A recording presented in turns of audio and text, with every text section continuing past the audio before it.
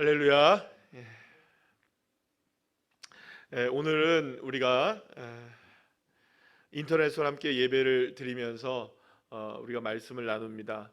여러분들이 오늘 이 시간 더 말씀을 듣고 예배를 드릴 때 더 집중하여 주님 앞에 영광 돌리며 예배하는 저와 여러분 되시길 소망합니다. 오늘은 마가복음 21번째 강의 시간으로 무엇이 우리를 더럽게 하는가라는 제목으로 함께 은혜를 나누려고 합니다. 코로나 바이러스로 인해서 모두 함께 드려야 하는 주일 예배마저 인터넷으로 예배하는 오늘의 마음은 아마 저뿐만 아니라 성도님들 모두가 다 편치 않은 마음일 것이라고 저는 생각을 합니다. 무엇보다 주일만큼은 무슨 일이 있어도 지켜야 한다는 이 믿음을 가지고 있었던 우리들이기에 주일에 교회로 발걸음을 옮기지 않고 집에서 여러분들이 있는 처소에서 인터넷으로 예배를 드리는 것 자체가 어색하기도 하고 또 마음 같지가 않고 다잡아지지 않고 뭔가 아무래도 정리가 되지 않는 그런 마음과 모습들일 거라고 생각을 합니다. 저 역시 주일 낮 예배를 드리며 텅 빈 예배당에서 이렇게 카메라를 보고 설교를 하고 예배를 인도하는 것, 사실은 지난 한 주간 동안 새벽 예배를 그렇게 인도해 왔고 또 수요 예배를 인터넷으로 예배를 드리며 텅 빈 예배당에서 한 주간 동안 제가 이렇게 예배를 드렸지만 사실은 오늘도 이것은 전혀 익숙하지가 않고 이게 좀 익숙해지지가 않습니다. 사실은 이 텅 빈 예배당에서 예배를 인도하는 것 자체가 익숙해지지가 않습니다. 사실 주일 예배를 인터넷으로 드리는 것을 결정하는 것은 결코 쉬운 일이 여러분 아닙니다. 과연 이렇게 하는 것이 신앙과 신학적으로 옳은 결정인가? 면밀히 살펴야 하고 또 그뿐만 아니라 성도님들의 건강과 안위, 그리고 이 지역사회와 나라와 민족의 문제에 이르기까지 많은 것들을 고려해야 하는 결정이기 때문에 사실은 쉬운 결정은 아닙니다. 지난 금요일 저녁 늦은 시간 우리 교단인 합동측 총신대학교 신학대학원 위원회에서는 코로나19 확산 상황에서의 주일 예배 형식에 대한 제언이라는 제목으로 입장문을 발표했습니다. 이 입장문은 본 교단 총회장 3차 담화문을 통해서 전국 교단 내 목회자들에게 전달되었고, 코로나19로 인해 주일 예배 모임을 인터넷 예배 등으로 드리는 것에 대한 신학적인 문제와 혹은 신앙적 문제에 대해서 여러 가지의 측면으로 우리에게 제시를 해줬고 또 이런 부분에 있어서 문제가 없다는 것을 다시금 확인해 주었습니다. 물론 저 역시 이러한 입장문이나 담화문의 내용이 나오기 이전에 먼저 여러분에게 단톡을 통해서 동영상을 통해서 여러분들에게 제 의견을 제시했던 것과 같이 사실은 신학적인 문제나 교회사적인 문제에 있어서는 크게 문제가 될 수 없다는 것을 이미 말씀드린 바가 있습니다. 무엇보다 지금의 상황이 우리의 신앙과 교회에 대한 공권력이나 혹은 종교 탄압과 같은 상황에서 이루어지는 예배당 폐쇄 혹은 예배 방해, 집회 금지 등과 같은 일이라면 아마도 우리는 목숨을 걸고서라도 예배당에 나와서 예배를 해야 할 것이라고 저는 믿습니다. 그리고 그것은 어쩌면 예배를 지켜내는 우리의 신앙의 최후의 보루라고도 할 수가 있습니다. 하지만 이 코로나19의 질병은 생명에 관한 일이고 또 공중보건에 관한 일이고 또 이웃 사랑을 실천하는 일인 동시에 교회가 이 사회적 책임을 다해야 하는 공익적인 측면에서의 문제이기 때문에 제한적으로나마 인터넷 예배나 가족 예배 형태로 전환하여 예배를 드리는 것에는 그리 큰 문제는 없다고 분명히 할 수가 있습니다. 그러나 그렇다 할지라도 저에게는 끝까지 한 가지 고민이 있었습니다. 무엇보다 이번 코로나19 사태가 특별히 교회와 성도들에게 주님께서 전하고자 원하시는 그 영적인 메시지 때문입니다. 그것은 이 질병의 문제가 단지 우한에서 비롯된 질병이고 우리나라에서는 신천지를 통해 빠르게 확산되고 있다는 현실적인 문제가 아니라 주님께서 우리 모두에게 깨닫기를 원하시는 이 준엄한 하나님의 뜻을 결코 외면하면 안 된다는 영적인 차원에서의 문제가 크다는 것입니다. 무엇보다 성경은 지속적으로 이 전염병의 문제가 하나님의 진노로부터 임한 것이라는 사실을 우리에게 분명하게 말씀해 주고 있는 것을 보게 됩니다. 역대하 7장 13절부터 14절까지의 말씀을 우리 함께 읽겠습니다.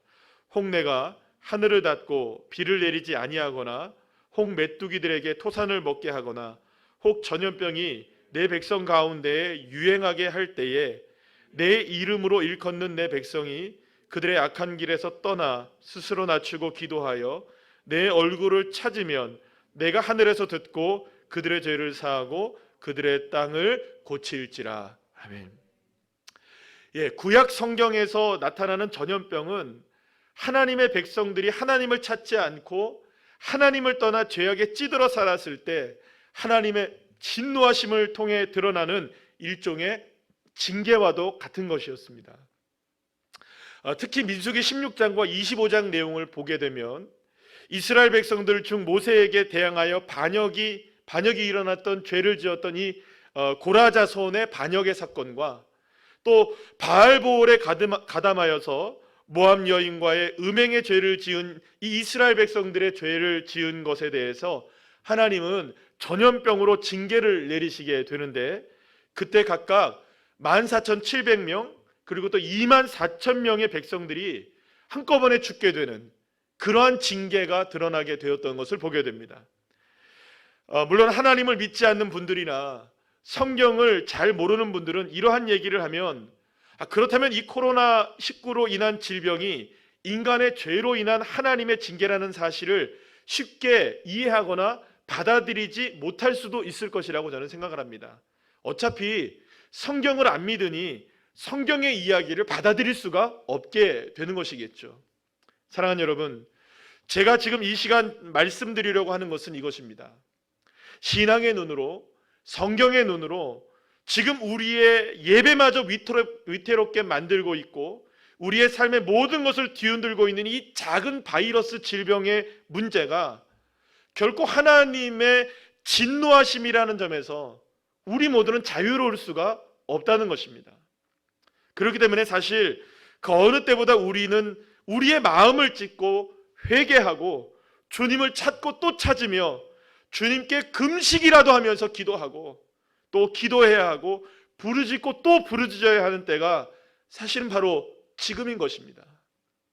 만약 이번 코로나19 사태를 겪으면서도 우리가 하나님 앞에 회개할 것을 온전히 회개하지 못한다면 한국교회와 성도들을 향한 회복의 기회를 주신 이 하나님의 뜻을 저버리게 되는 것임을 우리는 분명히 알아야 하는 것입니다.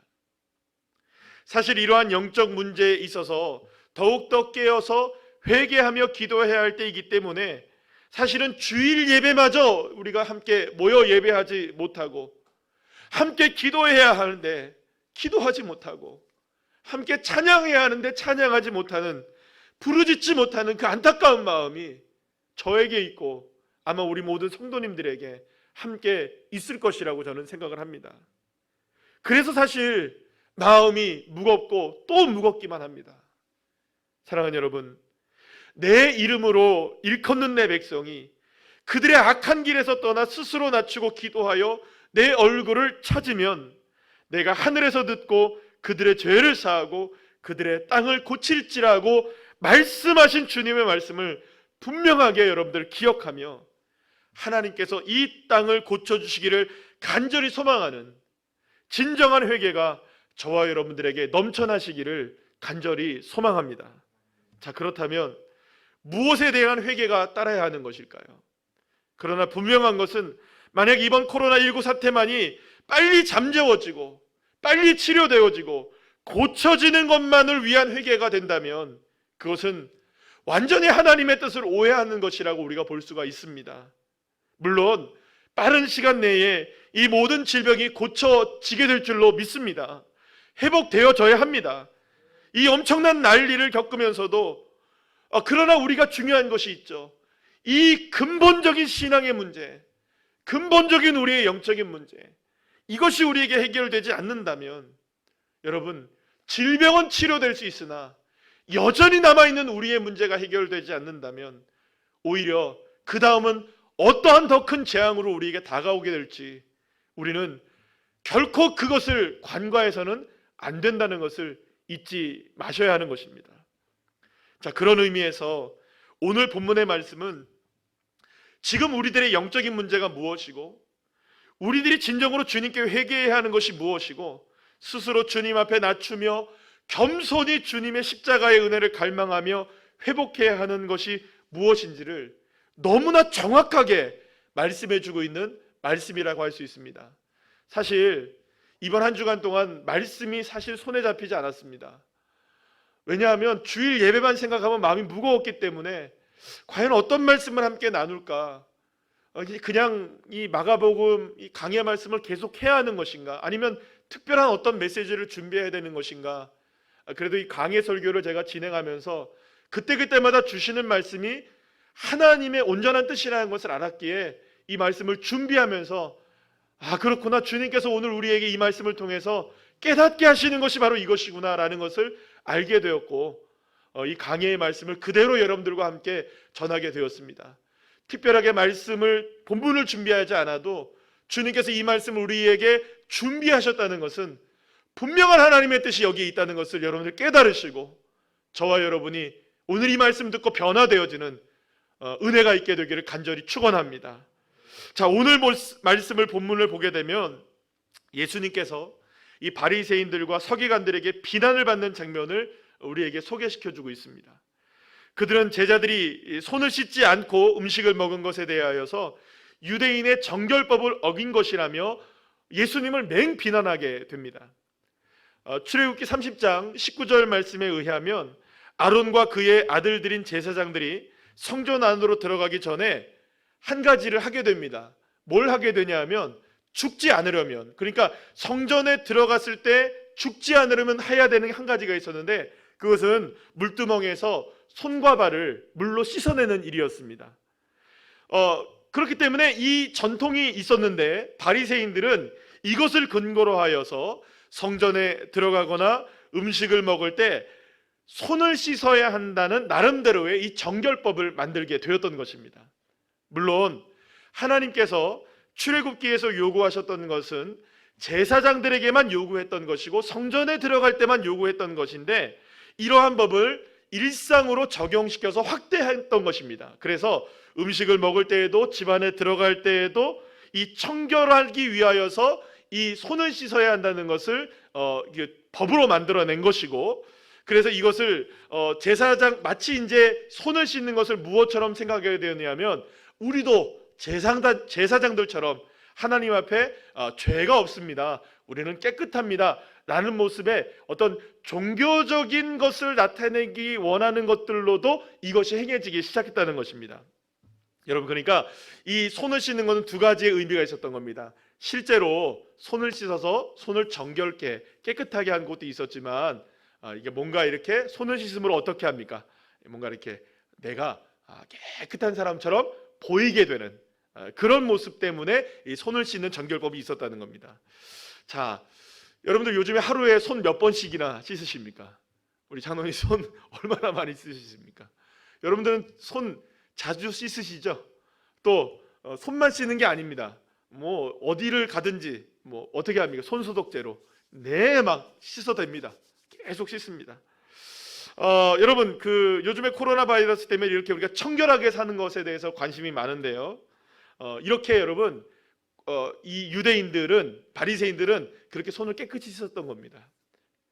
바리새인들과 서기관들은 제자들이 손을 씻지 않고 먹는 모습을 보면서 그들에게 어떤 생각을 하게 됐냐면 단순하게 그러나 이렇게 손을 씻는 어떤 청결함뿐만 아니라 저렇게 손을 안 씻는 것이 그들의 삶에 있어서 구별되지 못하는 삶을 산다, 그들의 삶을 살면서 정결하지 못한 삶을 산다라고 이렇게 판단하게 되었던 것이죠. 그러니까 예수님을 따라다니면서 그토록 하나님의 말씀을 전하면서 하나님의 뜻대로 산다고 하면서 손 하나 씻지 않는 걸 보니 저 사람들은 분명히 정결하지 않는 삶이야, 저 사람들은 구별되지 않는 삶이야, 이렇게 판단하게 되었던 것이었던 것이죠. 이에 대해서 예수님은 이사야 29장 13절 말씀을 인용하면서 상대적으로 자신들의 정결한 삶을 자랑하고 싶었던 바리새인들과 서기관들을 향해서 일침을 놓게 되는 것을 보게 됩니다. 자, 오늘 보면 6절 말씀을 여러분들이 우리 함께 다 같이 읽겠습니다. 시작. 이르시되 이사야가 너희 외식하는 자에 대하여 잘 예언하였도다. 기록하였으되 이 백성이 입술로는 나를 공경하되 마음은 내게서 멀도다. 아멘. 여러분, 그 표리부동이라는 말이 있죠. 표리부동이라는 말이 어떤 뜻입니까? 이 겉과 속이 다르다는 뜻이 아닙니까? 사람들의 이중적인 모습을 가리킬 때 쓰기도 하는 말입니다. 예수님은 지금 바리새인들과 서기관들이 표리부동하다고 말하고 있는 것이죠. 예수님께서 말씀하신 이 외식하는 자에서 외식이라는 말은 위선이라는 뜻을 가지고 있는데요. 이 말의 뜻은 이런 겁니다. 고대 영국 배우들이 자신의 본래의 모습을 감추기 위해서 다른 사람으로 변장을 하게 되는데요, 분장을 하게 되는데 그때 쓰게 되는 이 가면을 이 바로 외식이라는 말로 쓰게 되었다는 것이죠. 예수님은 지금 바리새인들과 서기관들을 향해 표리부동하고 있는, 외식하고 있고 위선적이고 가면을 쓰고 있는 이 이중적인 삶에 대해서 일침을 가하고 계셨던 것입니다. 쉽게 말하면 너희들은 겉과 속이 같느냐? 너희 속과 겉이 그토록 다르면서 어떻게 다른 사람을 그렇게 평가할 수 있느냐라고 예수님이 말씀하고 계셨던 것이죠. 입술로는 하나님을 사랑하고 하나님을 공경하고 말씀대로 산다고 말하고 그 누구보다 정결하게 사는 것 같지만 정작 그 마음은 어떻습니까? 주님에게서 거리가 멀다고 주님이 말씀하고 계시는 것이죠. 그렇다면 이 말은 무엇을 의미하는 것일까요? 예수님은 오늘 본문에서 고르반이라는 것을 예를 통해서 말씀하고 계십니다. 여러분, 고르반이라는 것은 무엇이냐면 하나님께 드린다라는 뜻을 가진 말입니다. 다시 말하면 이거 고르반은 어떤 구호 같은 겁니다. 고르반 하면 하나님께 드림이 됩니다 라고 얘기하는 그런 말이 되는 것이죠. 이 고르반은요, 이스라엘의 전에 내려오는 구전에 따르면 사람들은 특별히 거룩한 곳에 사용할 목적으로 어떤 토지나 이 돈을 이 토지나 돈에 대해서 고르반이라고 외치게 되는 겁니다. 그러면 여기에 예를 들어서 내가 땅 100평이 있다, 혹은 돈이 이만큼 있다고 하면 여러분 이것을 고르반 외치면 어떻게 될까요? 이게 다 갑자기 누구께 되는 겁니까? 이게 하나님께 되는 겁니다. 여러분, 제가 물으시면 대답하셔야 됩니다. 대답하고 계시죠? 아멘이시죠? 자, 보세요. 고르반 하면 어떻게 된다고요? 이게 다 누구에게 올려드리는 겁니까? 하나님께 올려드리게 되네요. 자, 그러면 이렇게 되는 겁니다. 자, 부모님들이 당시에 이런 것들을 악용하는 사람들이 있었다는 거예요. 자, 부모님들이 살고 계시는 땅이 있어요. 그리고 부모님들이 갖고 계신 돈이 있어요. 자, 그런데 이 부모님들을 모시기가 싫은 겁니다, 자녀가. 그러면 여러분 이렇게 하는 거예요. 자녀가 이렇게 해버리는 겁니다. 부모님들이 살고 있는 땅, 부모님이 갖고 있는 재산, 이 중에 갖고 계신 것들을 하나님 앞에 그냥 그렇게 고르반이라고 외쳐버리는 겁니다. 자, 그러면 어떻게 될까요? 갑자기 부모님이 살고 있는 집과 부모님이 갖고 계신 돈이 다 누구께 됩니까? 하나님께 되잖아요. 그러면 여러분 이게 좋죠. 물론 누구께 되니까 땅도 돈도 다 하나님으로 드려지니까 얼마나 감사한 일입니까? 근데 문제는 뭐냐? 그 집에 살고 그 돈을 갖고 있는 부모님들은 갑자기 어떻게 되는 겁니까? 아무것도 할 수가 없는 겁니다. 돈을 쓸 수도 없고 누구께 돼버리니까 하나님께. 집도 누구께 돼버리니까 하나님께.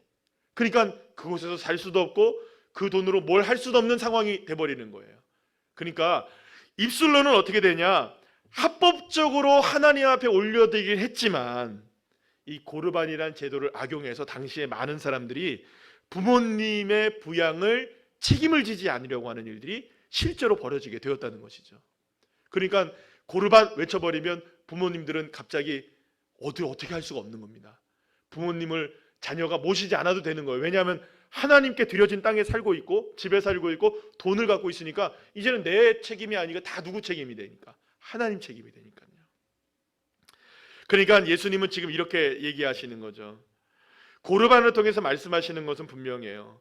내 부모를 공경하라고 말씀하신 주님의 말씀을 마음에서 지키지 못하면서 겉으로는 고르반하며 하나님 앞에 영광을 돌리고 있다는 거예요. 입술로는 하나님 영광, 하나님 받으세요 하면서도 마음으로는 부모를 공경하지 못하는 이 죄악의 모습들이 그대로 있다는 겁니다. 하나님께서 결국에는 이것을 통해서 뭐라고 말씀하시느냐, 마음으로는 부모를 멸시하고 부모를 공경하지 않으려고 하면서 입술로는 주님을 사랑하고 주님께 다 바치고 있다. 이러한 이중적인 이 모습, 표리부동한 모습, 외식하는 모습, 예수님이 이것을 말씀하고 계시는 것이죠. 그래서 여러분들 마태복음 23장 27절 말씀, 우리 다 같이 한번 예수님의 말씀을 한번 쉬운 성경의 말씀으로 읽어보겠습니다. 시작. 율법학자와 바리새파 위선자들이여, 너희에게 화가 있다. 너희는 하얗게 칠한 무덤과 같다. 겉은 아름다워 보이지만 그 안은 시체들의 뼈와 온갖 더러운 것으로 가득 차 있다. 사랑하는 여러분, 아무리 화려한 무덤이라고 해도 여러분, 무덤이 아름다울 수가 있을까요? 만약에 무덤이 아름다울 수 없는 이유가 있다면 무엇일까요? 그렇습니다. 그 안에는 시체와 뼈가 가득하기 때문이죠. 그렇다면 여기서 우리가 알 수 있는 진리는 무엇입니까? 사랑하는 여러분, 겉모습이 우리의 삶을 증명해내지 못한다는 것입니다. 오히려 우리의 삶을 증명할 수 있는 것은 겉모습이 아니라 속모습, 다시 말하면 우리의 마음이 우리의 삶을 증명해낸다는 것이죠. 예수님은 바리새인들의 비난에 대해서 한 가지 비유의 말씀으로 문제의 본질에 더 깊게 들어가십니다. 여러분, 오늘 본문 15절 말씀, 16절 말씀 우리 다 같이 함께 읽어보겠습니다. 시작. 무엇이든지 밖에서 사람에게로 들어가는 것은 능히 사람을 더럽게 하지 못하되 사람 안에서 나오는 것이 사람을 더럽게 하는 것이니라 하시고. 사랑하는 여러분, 무엇이 우리를 더럽게 하는 것일까요?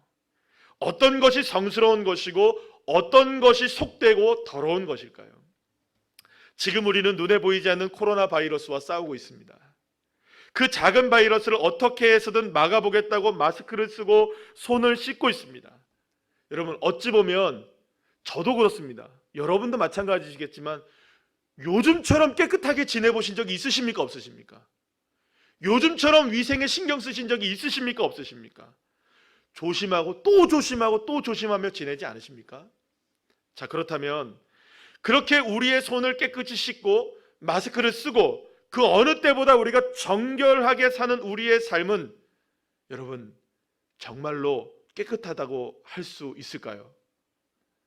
그토록 마스크가 없이 난리인데 어제만 해도 여러분 뉴스 보셨죠? 수만 장, 수십만 장 해외로 빼돌리려고 하고 1,000원이었던 여러분들 마스크를 여러분 10,000원, 한 장에 10,000원씩 이상 팔게 되는, 여러분 이러한 파렴치한이 어떻게 등장할 수가 있겠습니까? 여러분, 아무리 소독약을 뿌려대도요, 아무리 방역을 해도 그 마음의 더러운 마음을 어떻게 씻어버릴 수가 있겠습니까? 그래서 예수님은 이 비유의 말씀을 제자들에게 다음과 같이 설명해 주십니다. 우리를 정말로 더럽게 하는 것은 입으로 들어가는 음식이 아니라는 것입니다. 오히려 음식은 우리 몸에 들어와서 수많은 유익한 일들을 하고 모든 것들을 남는 것을 뒤로 다 버리게 되니까 더러울 것이 사실은 없다는 것입니다. 자, 그렇다면 정말로 우리를 더럽게 하는 것은 무엇일까요? 여러분, 오늘 본문 20절, 23절에서 우리를 정말로 더럽게 하는 것이 주님은 오늘 마음이라는 사실을 우리에게 말씀해 주십니다. 21절, 23절 말씀 우리 다 같이 함께 읽겠습니다. 시작. 속에서 곧 사람의 마음에서 나오는 것은 악한 생각, 곧 음란과 도둑질과 살인과 간음과 탐욕과 악독과 속임과 음탕과 질투와 비방과 교만과 우매함이니 이 모든 악한 것이 다 속에서 나와서 사람을 더럽게 하느니라. 아멘. 사랑하는 여러분, 여러분은 깨끗하십니까? 아니면 더러우십니까? 겉으로 보여지는 삶이 깨끗하다 해서 깨끗한 것이 아니라는 것입니다. 우리의 마음이 더러우면 이미 우리는 더러워져 있다는 것입니다. 여러분 생각해 보시기 바랍니다. 우리의 손을 30초 동안 비누로 깨끗이 씻으면 우리의 생명을 치명적으로 공격할 수 있는 바이러스도 사라진다고 합니다. 그러나 우리의 마음, 우리의 속에 있는 이 죄악의 바이러스는 여러분 어떻습니까? 음란한 마음은 얼마나 우리의 마음에서 끊임없이 솟아오르고 있습니까? 누군가를 미워하고 죽이고 싶은 마음이 들 때가 여러분들 있지 않으십니까? 탐욕과 악독한 마음은 또 어떻습니까? 누군가를 속이거나 음탕한 마음이 우리에게 들 때가 있지는 않으십니까? 질투하고 미워하고 비방하고 교만하며 그 마음이 우리에게 얼마나 많이 자리 잡고 있습니까? 그러면서도 우리는 그리스도인이라고, 그러면서도 하나님을 믿는 사람들이라고, 그러면서도 우리가 주님의 자녀라고 말을 하고 예수님을 믿고 있다고 우리는 말하고 있지 않습니까? 만약 여러분 중에 단 한 명이라도 나는 이런 것과는 상관없다, 내 마음에는 이런 죄악이 단 하나도 없다고 말할 수 있는 분들이 여러분들이 한 분이라도 계십니까? 사랑하는 여러분, 우리의 행위가 죄를 드러내는 것이 아니라 우리의 생각과 마음이 죄를 드러나게 하는 것입니다. 다시 말하면 여러분, 죄를 지어서 죄인이 되는 것이 아니라 이미 우리의 마음이 죄로 가득한 죄인이기 때문에 죄를 짓게 된다는 것입니다.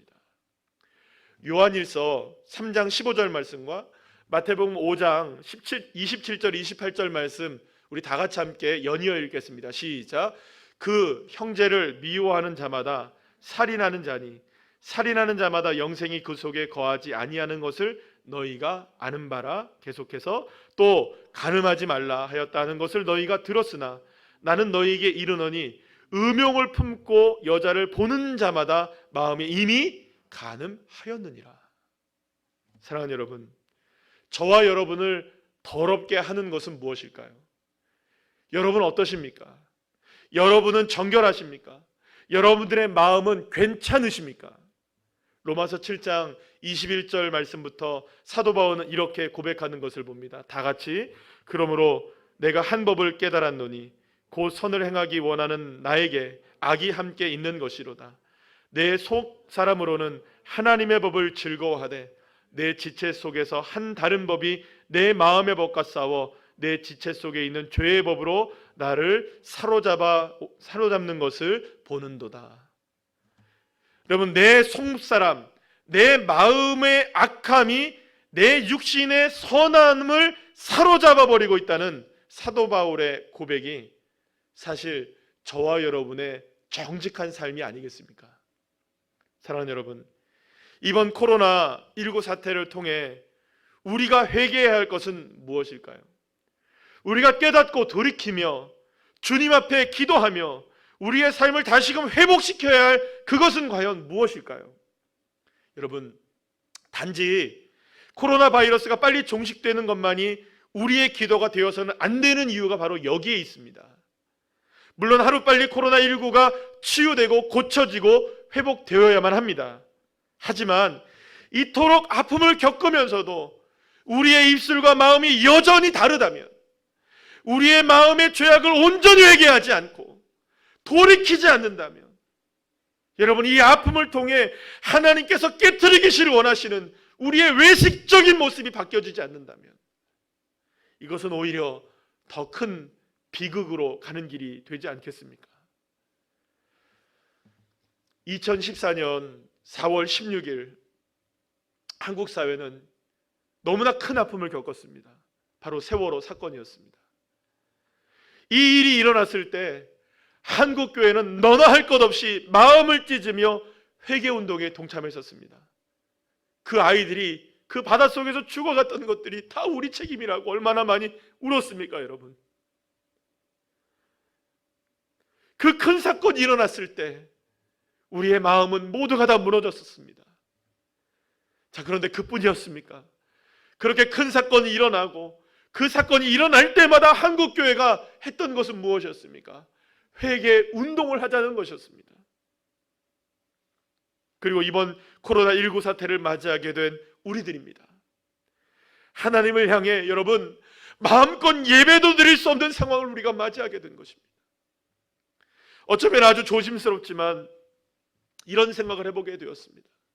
과연 주님께서 지금까지 우리가 드렸던 예배 기뻐 받으셨을까? 정말 주님이 기뻐 받으실 만한 예배가 되었을까?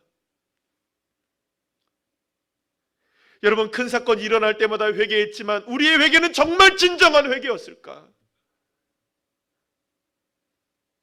회칠한 무덤 같은 모습으로 주님 앞에 나와 예배했던 우리들이 아니었을까?